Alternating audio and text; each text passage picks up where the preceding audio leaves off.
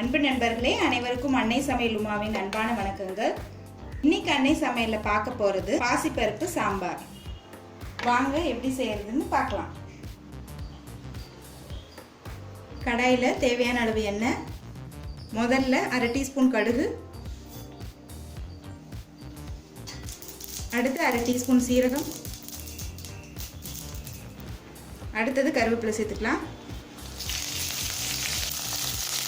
அடுத்தது 1/2 கப் சின்ன வெங்காயம் சேர்த்துக்கலாம். சின்ன வெங்காயம் போட்டு பாசிப்பருப்பு சாம்பார் பண்ணிங்கன்னா டேஸ்ட் ரொம்ப நல்லாயிருக்கும். நீங்கள் விருப்பப்பட்டீங்கன்னா சின்ன வெங்காயத்துக்கு பதில் ஒரு பெரிய வெங்காயம் போட்டுக்கலாம். அடுத்தது 3 பச்சை மிளகாய் சேர்த்துக்கலாம்.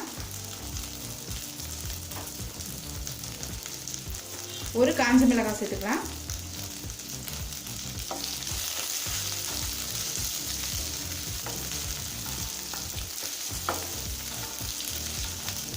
இப்போ சின்ன வெங்காயம் நல்லா வதங்கிடுச்சுங்க.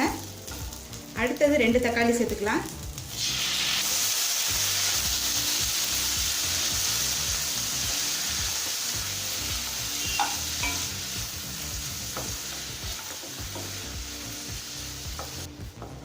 இந்த பாசிப்பருப்பு சாம்பாருக்கு தக்காளி அதிகமாக போடணுங்க. ஏன்னா நான் புளி சேர்க்க போகிறது கிடையாது.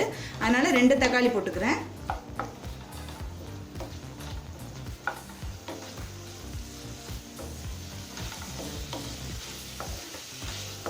தேவையான அளவு உப்பு.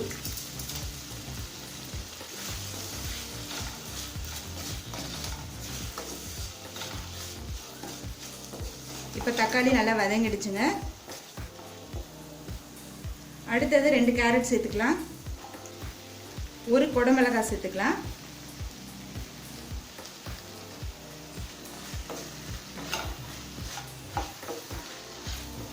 குடமிளகாய் சேர்க்குறது ஆப்ஷனல் தாங்க, விருப்பப்பட்டால் சேர்த்துக்கலாம், இல்லைன்னா வேண்டாம். ஆனால் குடமிளகாய் போட்டு பாசிப்பருப்பு சாம்பார் பண்ணிங்கன்னா டேஸ்ட் ரொம்ப நல்லாயிருக்கும்.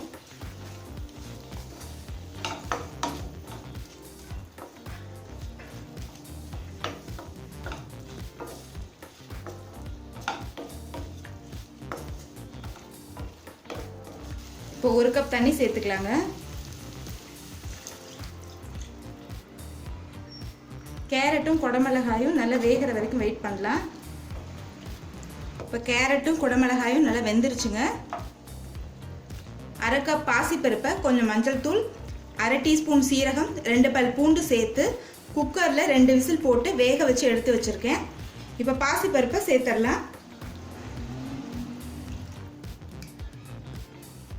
நல்லா மிக்ஸ் பண்ணி விட்டுருங்க. இன்னும் கொதிச்சதுன்னா பாசிப்பருப்பு திக்காயிட்டே இருக்கும். இன்னும் கொஞ்சம் தண்ணி சேர்த்துக்கலாம். இப்போ 1 கப் தண்ணி சேர்த்துக்கலாங்க.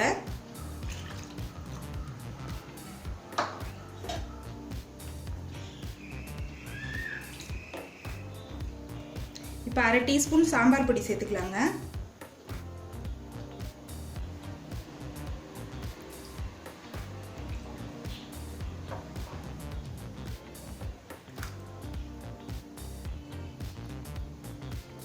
இப்போ சாம்பார் தண்ணியாக இருக்க மாதிரி தான் இருக்கும். கொதிச்ச பிறகு பார்த்தீங்கன்னா நல்லா திக்காயிடும். ஒரு 5 நிமிஷம் ஸ்லோலே இருக்கட்டுங்க. இப்போ 5 நிமிஷம் கழித்து பார்த்தீங்கன்னா சாம்பார் பாருங்கள் நல்லா திக்காயிடுச்சு. இப்போ இறக்க போகிறதுக்கு முன்னாடி கொஞ்சம் பெருங்காயம் சேர்த்துக்கலாங்க.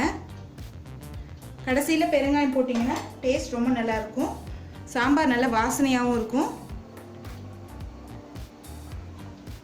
நல்லா மிக்ஸ் பண்ணி விட்டுருங்க. இப்போ கொஞ்சமாக கொத்தமல்லி சேர்த்துக்கலாம்.